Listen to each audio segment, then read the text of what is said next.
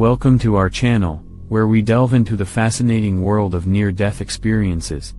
Join us as we share gripping stories of individuals who have ventured to the other side and returned with extraordinary tales to tell. Get ready to be captivated by these awe-inspiring accounts of life beyond our earthly realm. Sit back, relax, and enjoy the enlightening journey ahead.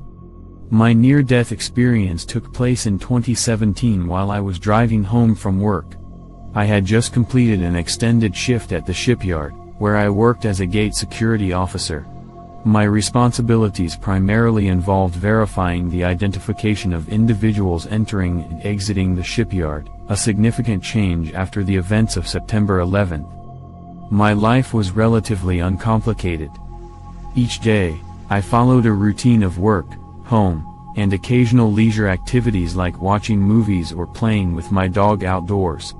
I didn't engage in organized religion, as my upbringing in the church led me to reject faith as a form of rebellion against dogmatic assertions. By the time I turned 15, I used scientific reasoning and common sense to scrutinize many aspects of religious teachings. Consequently, as I drove that day in 2017, I held a firm belief that death signaled the termination of existence. Death equaled non-existence. I couldn't have been more mistaken. I also fell into the category of people who texted while driving, aware of the recklessness and the legality issues. But I brushed these concerns aside. The state didn't foot my phone bill, so I believed I had the right to use it as I pleased. I was quite defiant during that phase. As I drove home, a text message came in, and while reading it, my phone slipped from my grasp, ending up on the floor of the car.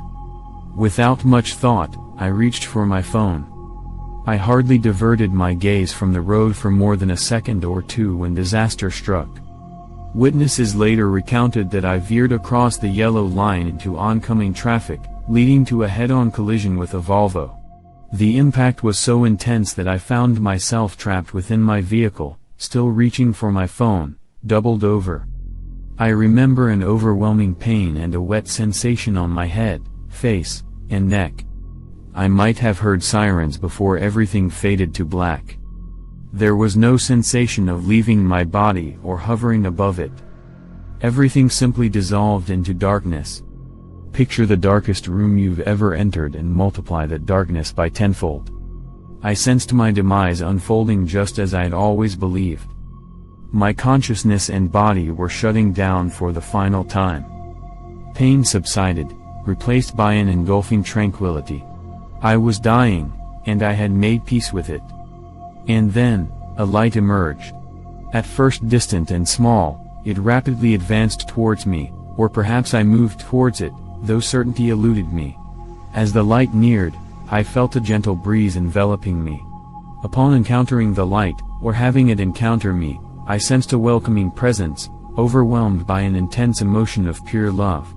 No other description does justice. This light, now expansive beyond measure, emanated a love surpassing all I had ever known. The light communicated telepathically, conveying that I was about to undergo a life review.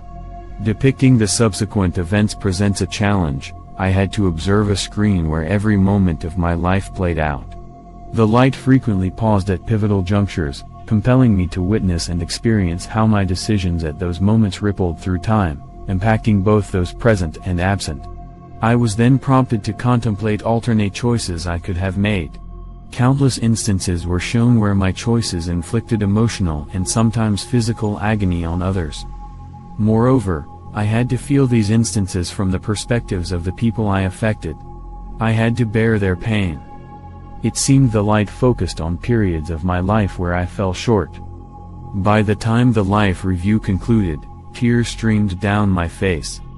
Following this, I underwent a sort of information infusion, where all knowledge became instantly accessible. A question formed in my mind, and its answer materialized immediately. Initially, I posed straightforward questions, like whether the light was God, it wasn't, or when the world would cease. I was informed that such knowledge was beyond reach. My thoughts then returned to the life review, prompting a sincere inquiry. Will I face damnation? I inquired. The response took me aback. The light conveyed, "Your journey is unfinished. You'll either return to Earth to fulfill your path or commence a new life path for learning." "Reincarnation, you mean?" I questioned. "Terminology varies. Your journey will persist, whether through another life or otherwise, until the lesson you set out to grasp is learned. The choice is yours, to return or start anew." The concept of multiple lives puzzled me. Back on Earth, I clung to the conviction that life concluded upon death, yet here I was, confronted with the prospect of reincarnation. Have I lived other lives? I asked the light. "Yes. Would you like glimpses of them?" "Please," I responded. And with that, 3 screens emerged, enabling me to witness 3 past lives of mine. In one, I was a skilled dressmaker crafting elegant gowns for an upscale boutique in a sprawling European city, meeting my end due to the flu.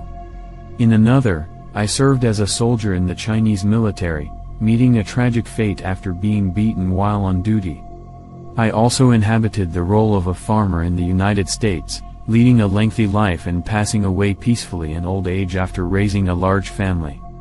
During these retrospectives, I possessed the ability to rewind and fast forward, examining specific details while memories of these lives flowed into my consciousness.